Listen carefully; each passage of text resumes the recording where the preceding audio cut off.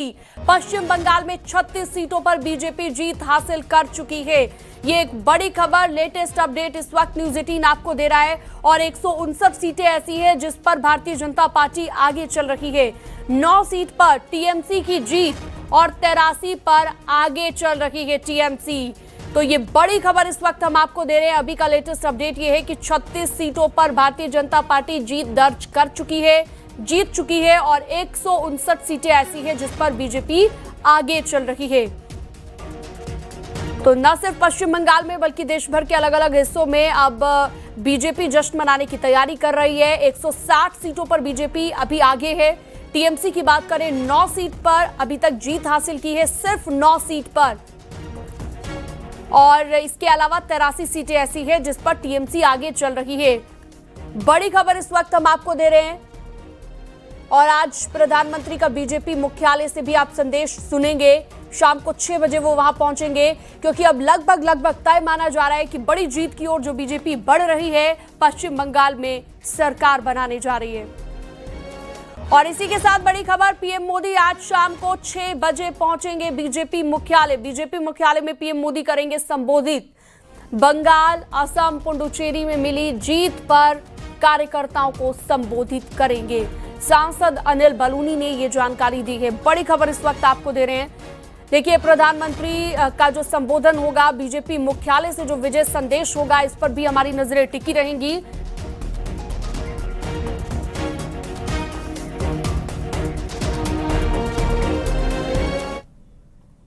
तो पश्चिम बंगाल विधानसभा चुनाव में बीजेपी की जीत और कमल के खिलने के पीछे क्या फैक्टर रहे, आपको इस रिपोर्ट के जरिए बताते हैं।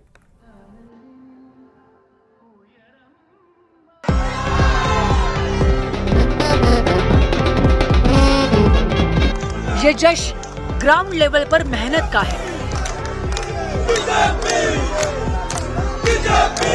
ये आतिशबाजी हर बूथ पर प्रचार में बहाए गए पसीने की है। बंगाल में बीजेपी की जीत हर कार्यकर्ता के अथक परिश्रम का परिणाम है। बंगाल में बीजेपी की जीत ऐतिहासिक है क्योंकि पहली बार पश्चिम बंगाल में बीजेपी की सरकार बनेगी। इस चुनाव की असली कहानी सिर्फ सीटों की लड़ाई नहीं, बल्कि कई ऐसे फैक्टर भी हैं जिसने बंगाल में बीजेपी की जीत की बुनियाद रखी।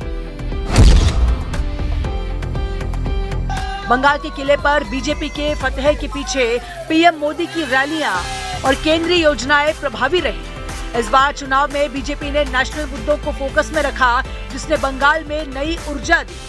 खुद प्रधानमंत्री मोदी ने रोड शो करके बंगाल के लोगों से खुद को कनेक्ट किया। कभी वो मंदिर गए, कभी फूल खरीदे, तो कभी झालमुड़ी खरीदकर लोकल दुकानदारों से जुड़े। बढ़िया बनाया। बंगाल में ममता बनर्जी की छवि और उनकी जुझारू राजनीति टीएमसी की ताकत रही और यही खासियत टीएमसी की हार की वजह भी बन गई क्योंकि ये चुनाव दीदी बनाम बाकी का हो गया। इसके साथ ही बीजेपी ने इस बार ममता बनर्जी पर कोई व्यक्तिगत हमला भी नहीं किया। मतदाताओं के बीच ये भी बीजेपी के पक्ष में जाने के लिए असरदार रहा। बंगाल की सियासत में मुसलमानों का वोट निर्णायक माना जाता है और ये वोट टीएमसी का कोर वोट माना जाता है। लेकिन इस बार हुमायूं कबीर ने इस वोट बैंक में सेंधमारी की। इस बार हुमायूं कबीर ने टीएमसी से अलग होकर नई पार्टी आम जनता उन्नयन पार्टी बना ली, जिससे ममता के वोट बैंक कुछ हद तक बढ़ गए। उधर बीजेपी भी आक्रामक ध्रुवीकरण की रणनीति अपनाई रही। बंगाल में इस बार महिला वोट काफी अहम रहा है।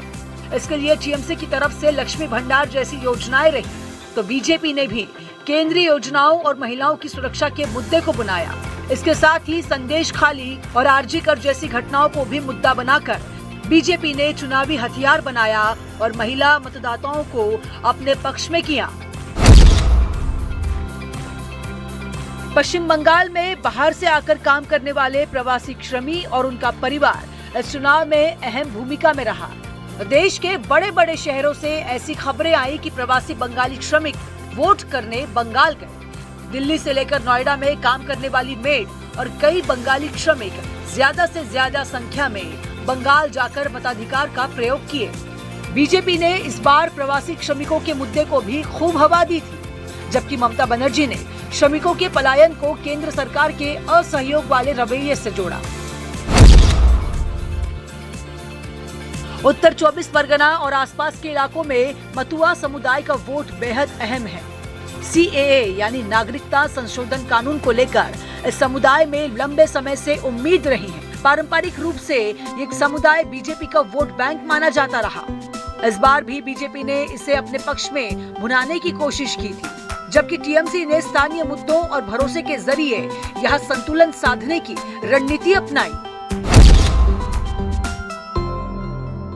पश्चिम बंगाल का चुनाव इस बार बीजेपी के लिए आर पार का रहा और इसीलिए पार्टी ने अपने बूथ मैनेजमेंट और ग्राउंड कैडर को फुल एक्टिव कर रखा था। इसके साथ ही बीते कुछ सालों में बीजेपी ने अपना संगठन काफी मजबूत किया। इसके साथ ही चुनाव आयोग ने जिस तरह से सुरक्षा बलों की तैनाती की, उससे फर्जी वोटिंग रोकने में काफी मदद मिली। इसके साथ ही SIR यानी स्पेशल इंटेंसिव रिवीजन के जरिए वोटर लिस्ट से कई फर्जी नामों को हटाया गया, जिसका असर साफ दिखा।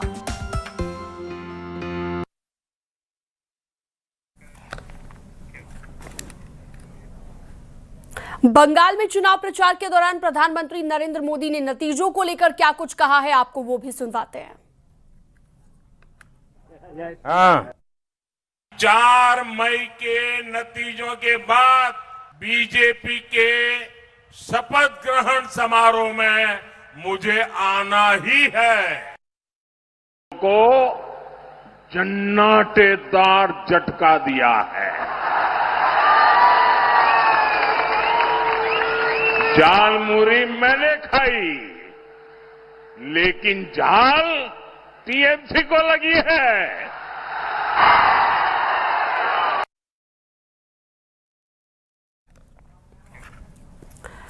बीजेपी के शानदार प्रदर्शन पर सीएम योगी आदित्यनाथ ने मंत्रियों को मिठाई खिलाई है। तस्वीरें आपको दिखाते हैं तो जश्न मनाया जाना शुरू हो चुका है और उत्तर प्रदेश के मुख्यमंत्री योगी आदित्यनाथ को